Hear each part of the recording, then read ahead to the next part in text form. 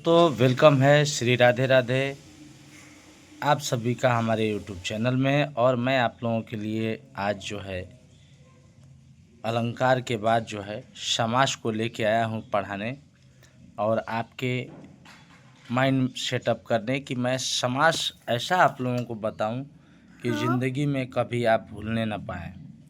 यदि मेरी वीडियो से आपको जानकारी समास की भूलती है तो मुझे काफ़ी अफ़सोस होगा अपने इस ज्ञान अर्जन पे कि मैं किस तरह से ज्ञान को अर्जित किया कि मैं यह ज्ञान आप लोगों तक नहीं दे पाया या मेरे पढ़ाने में कहीं ना कहीं कमी है जिससे आप लोग सीख न पाए। तो आप ज़रूर कमेंट में बताना। तो दोस्तों, समास पढ़ाने से पहले मैं आप लोगों को बता दूं कि समास की जानकारी के लिए कारक को जानना बहुत ज़रूरी है और कारक अपने आप में एक नंबर लाने का प्रत्येक परीक्षा में काम करते हैं। ये हमारे नोट्स हैं। नोट्स का मैं पीडीएफ धीरे धीरे बनाने का प्रयास कर रहा हूँ, लेकिन अभी मैं आप लोगों को थोड़ा बहुत ही समय दे पा रहा हूँ, चूँकि समय का सबके पास काफ़ी अभाव होता जा रहा है। लेकिन आप लोग इस चीज़ को ज़रूर बारीकियों से सीखें और कमेंट में बताएं कि मेरी जो पढ़ाने की पद्धति है कैसी है। तो देखिए दोस्तों, ये है कारक और कारक से मैं आप लोगों का ज़्यादा समय बर्बाद नहीं करूँगा। मेरे वीडियो काफ़ी लंबे करने का मेरा भी मूड नहीं रहता है कि आप लोगों को ख़राब लगे। मुझे ठोस जानकारी देनी है और वैसी जानकारी देनी है जिसे आप ग्रहण करें, आपका माइंड में एक बार ग्रहण होने के बाद कभी न निकले। तो देखिए, कारक जो वैसे शब्द होते हैं, कारक कारक ऐसे शब्द होते हैं जो किसी क्रिया के साथ जुड़े रहते हैं और संज्ञा और सर्वनाम के संबंध को बताते हैं। ये वर्ण समूह जैसे ने आ जाए या को आ जाए या कहीं से आ जाए या पर आ जाए, ये सब क्या है? यही कारक हैं। तो परिभाषा आप लोग याद करिए कि क्रिया के साथ संज्ञा या सर्वनाम के संबंध को बताने वाले वर्ण समूह, ये जो न पे मात्रा लगा हुआ है यही वर्ण समूह है ने। कहीं क पे ओ का मात्रा लगा हुआ है को, ये है वर्ण समूह। तो इसको हम लोग क्या बोलेंगे? कारक। अब चक्कर ये है कि कारक संबंध बताते तो हैं किसके? सर्वनाम या संज्ञा के क्रिया के साथ, लेकिन इनके अलग अलग रूप होते हैं, अलग अलग प्रकार होते हैं जिन्हें हम लोगों को समझना है और इस तरीके से समझना है कि ज़िंदगी में कभी नहीं भूलें। तो चलिए शुरू करते हैं। कारक के 8 भेद होते हैं मित्रों। ये हमने प्राइमरी की पाठशाला में पढ़ा था। इतनी जानकारियाँ लगभग सबको थी कि कारक कितने होते हैं? 8 तरह के। कौन कौन भाई? कर्ता कारक, कर्म कारक, कर्ण कारक, संप्रदान कारक, अपादान कारक, संबंध कारक, अधिकरण कारक और संबोधन आ जाता है लास्ट नंबर पे। ये 8 कारक हमारे पुस्तकीय ज्ञान में बताए गए हैं और इसी को हम लोग रिपीट करते हैं, लेकिन सबका अलग अलग रूप और अलग अलग काम होता है, ये जो हम लोग समझ नहीं पाते हैं। देखिए, कर्ता कारक में ने से पहचान होगा। किसी वाक्य में ने आ जाए तो उसको पहचानेंगे हम लोग कि कर्ता है।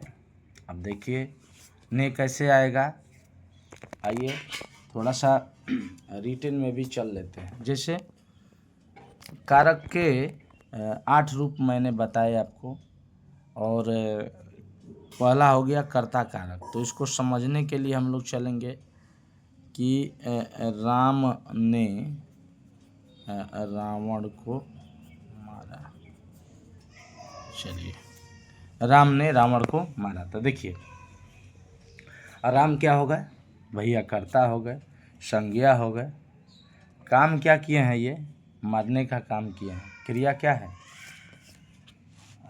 कर्म क्या, कर्म किसके साथ हो गया? देखिए हर पार्ट को समझिए। कारक कितने हैं? 8। और इसमें कर्ता कहाँ है? कर्ता कौन है? राम है। राम ने रावण को मारा। देखिए ध्यान से हर पंक्ति को समझने का आप लोग प्रयास करेंगे।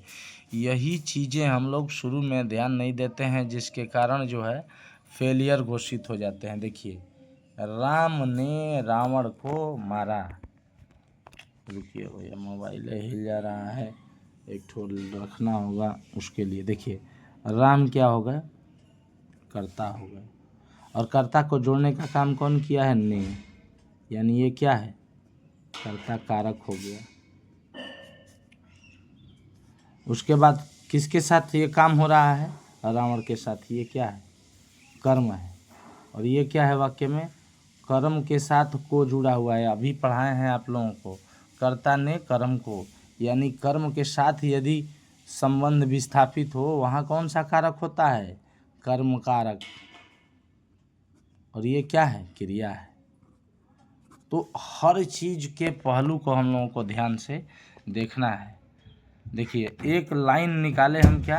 राम ने रावण को मारा। इसमें हमने कन्फर्म किया आप लोगों को कर्ता, हट जा बेटा, कर्ता, कर्ता कारक, कर्म और कर्म कारक। क्रिया भी पहचानने का तरीका है। जो काम होता है उसी को हम लोग क्रिया कहते हैं। काम क्या हो रहा है इसमें? मारने का हो रहा है। तो क्रिया क्या हुई? मारना। अब देखिए 2 कारक कन्फर्म हो गए, कर्ता कारक और कर्म कारक। समझ गए कि नहीं समझे? नहीं समझे तो आप दोबारा रिपीट करने के लिए बोलिएगा, तो मैं दोबारा भी रिपीट करूँगा, कमेंट सेक्शन में ज़रूर बताएं। और तीसरा है करण। तीसरा कारक है करण। से के द्वारा। देखिए करण से या के द्वारा। देखिए किसी वस्तु को किसी संसाधन के साथ यूज किया जाए, जैसे बालक जो है गेंद से खेल रहा है। देखिए एक लाइन लिखेंगे, बालक गेंद से खेल रहा है। देखिए बालक क्या है इसमें? कर्ता है। और यही से या के द्वारा भी हो जाएगा, गेंद के द्वारा खेल रहा। तो यही से जो है क्या हो गया हम लोगों का? करण कारक है। और क्रिया क्या है? खेलना। खेलना क्या इसमें? क्रिया है। समझ रहे हैं आप लोग? कर्ता ने कर्म को करण से या के द्वारा। देखिए पहचान है यही कि इसमें कौन सा क्रिया है। देखिए क्रिया बोल रहे हैं, कारक। राम ने रावण को मारा। ने आ जाए तो कौन सा कारक होता है? ने आ जाए तो कर्ता, कर्ता कारक। और कर्म को आ जाए, जैसे अभी हमने लिखा रावण को, ये कौन सा कारक हो गया? कर्म कारक। और से आ गया तो करण कारक। ये 3 कारक अभी हमने स्पष्ट कर दिए। कर्ता ने कर्म को करण से या के द्वारा भी आ जाता है कहीं कहीं, जैसे कि हमने ट्रेन द्वारा यात्रा की, ट्रेन के द्वारा हम आगरा पहुँचे। तो इस तरह से के द्वारा का यदि यूज होता है तो हम लोग जो है वहाँ करण कारक पहचानेंगे। और चौथी कारक है संप्रदान कारक। संप्रदान कारक का 2 अर्थ आप अपने दिमाग में जरूर रखें। एक तो प्रदान करना या देना। संप्रदान का मतलब या किसी व्यक्ति के लिए कुछ करना, कार्य करना। 2 चीज़ें यदि आप ध्यान में रखेंगे, जिससे कर्ता ने कर्म को करण से ये से के द्वारा जिस तरह से आप स्पष्ट किए हैं, उसी तरह से यदि अपने माइंड को आप सेट कर लेते हैं कि देना या किसी व्यक्ति के लिए कार्य करना, तो आपको 100% यह भूलेगा नहीं। संप्रदान में पहचानने का वर्ड है के लिए। जैसे मैं दिनेश के लिए चाय बना रहा हूँ।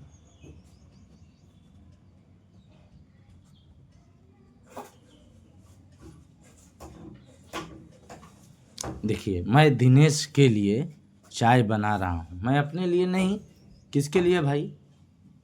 किसी व्यक्ति के लिए।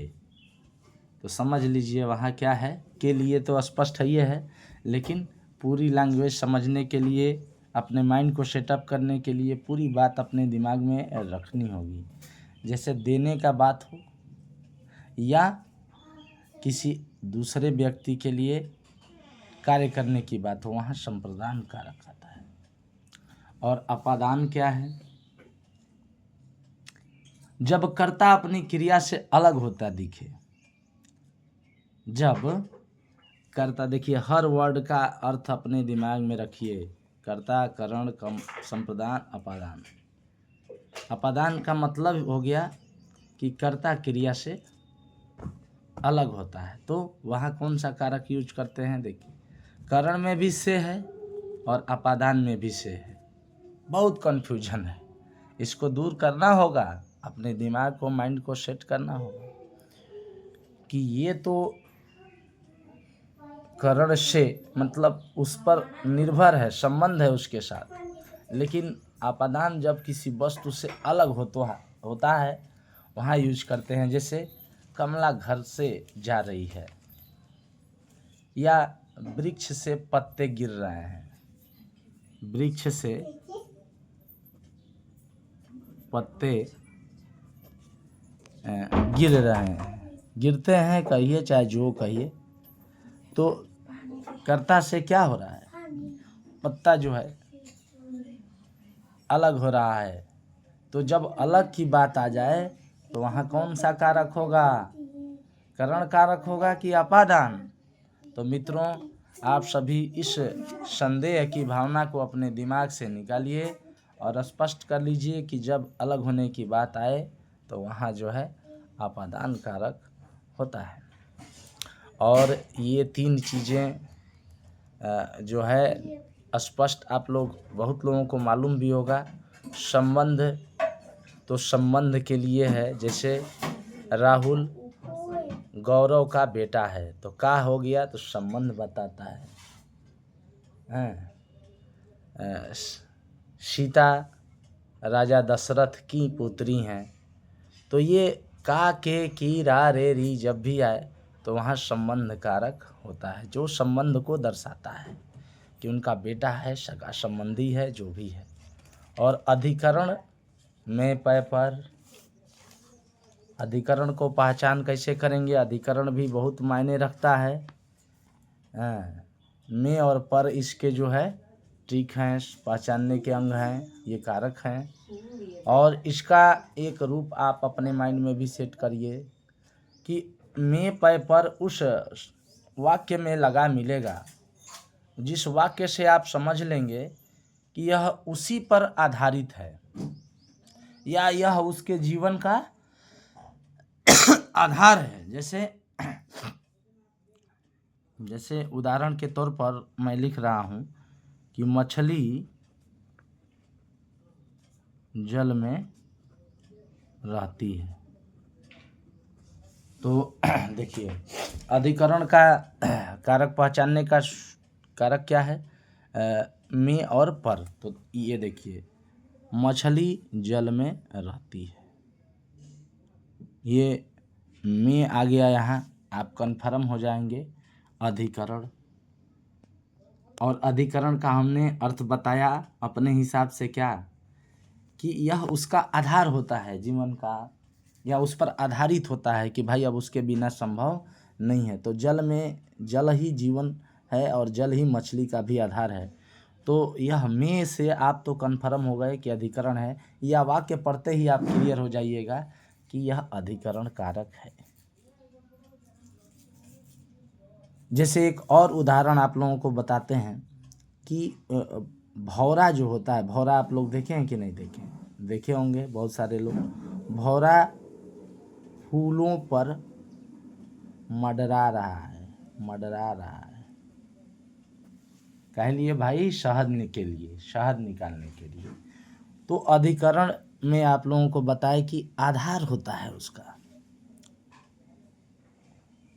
भौरा का फूल पर मंडराना उसका आधार है, उसी पर निर्भर है। शहद निकालने के लिए वो उस पर फूलों के रस को चूसता है, शहद बनाता है। तो यह उसका आधार हो गया। तो ये कौन सा कारक हो गया? अधिकरण। और अधिकरण का पहचान है में और पर। तो देखिए ये पर शब्द भी आ गया। भौरा फूलों पर मंडरा रहे हैं। और संबंध, संबोधन, ये किसी को बोलने से मतलब है। जैसे बोलते हैं हम लोग हे राम, हे गोपाल, या बोल देते हैं किसी को कि अरे भैया श्याम जी आओ। तो देखिए कहने का मतलब है जहाँ संबोधन हे भो अरे का है वहाँ संबोधन कारक होता है। इस तरह से हमने आप लोगों को कारक जो है स्पष्ट कर दिया है। फिर भी यदि कारक आप लोगों को स्पष्ट नहीं हुआ तो कमेंट सेक्शन में ज़रूर बताएं, क्योंकि मेरा प्रयास ये परिभाषाएं याद नहीं कराना है दोस्तों। मेरा प्रयास है कि सभी लोगों के दिमाग में यह चीज़ें ऐसे सेटअप करूं जिससे कभी न निकले और आपके जीवन में सदैव लाभप्रद रहें ये चीज़ें। थैंक यू देखने के लिए, और एक लाइक, एक शेयर, और चैनल को सब्सक्राइब नहीं किए हैं मित्रों तो चैनल को ऐसे ही ज्ञानवर्धक चीज़ें देखने के लिए सब्सक्राइब करके रखिए। सभी दोस्तों को धन्यवाद। जय हिंद।